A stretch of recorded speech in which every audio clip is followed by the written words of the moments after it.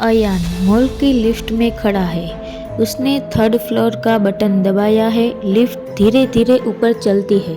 अचानक लिफ्ट झटके से रुक जाती है। डिस्प्ले पर अजीब नंबर झिलमिलाता है, फ्लोर 7, जो मॉल में है ही नहीं।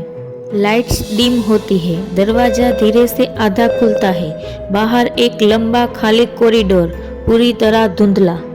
अयान बाहर कदम रखता है। चारों ओर खामोशी। दूर से बच्चों के हंसने की आवाज गूंजती है। कॉरिडोर में सभी दुकानें एक जैसी, सिर्फ सफेद बोर्ड, कोई नाम नहीं, कोई नंबर नहीं।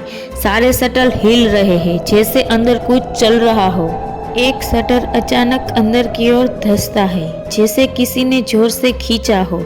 अयान पीछे हटता है डर कर। लिफ्ट अपने आप बंद होने लगती है। डिस्प्ले बदलता है। कॉरिडोर के एंड पर एक आकृति दिखती है, लंबी, टेढ़ी, काली। धीरे धीरे उसकी ओर दौड़ते हुए आती है।